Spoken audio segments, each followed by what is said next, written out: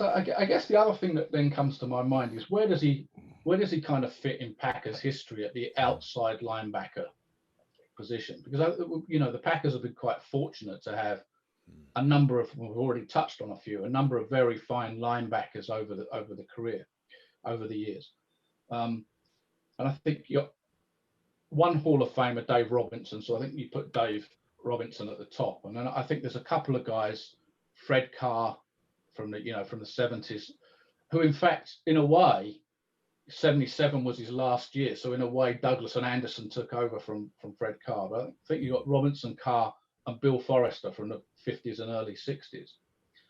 And then I think after those group of three, I think you've got a group of 6 or 7 that Mike Douglas is in.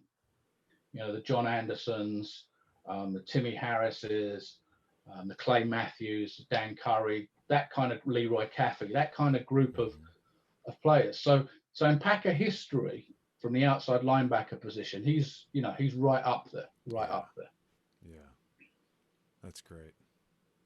Well, I'm glad that he is statistically acknowledged as much as he is in my memory, and I'm glad that we did this so we can jog and educate people a little bit more about what he has done. Because what a team!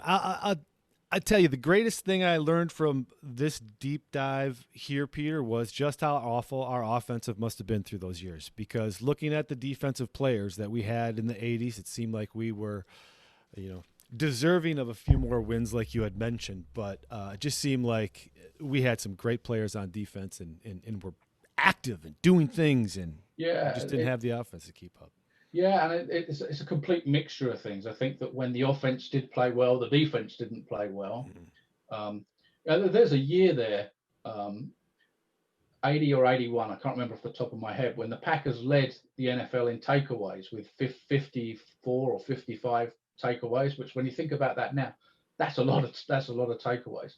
But that's a year when the offense fell apart, and then through some of the early 80s, the offense got better and the defense wasn't so good. And it does beg the question, unfortunately, that, with there being so many good players, when we look back at that period, Dickey, Lofton, Jefferson, Kaufman, Ron Hallstrom, and then defensively, Mike Douglas, John Anderson, Ezra Johnson, those guys, it does beg the question, what was going on internally in the Packers, not to be able to consistently get high level of, or a high win-loss percentage out of teams that contained those players.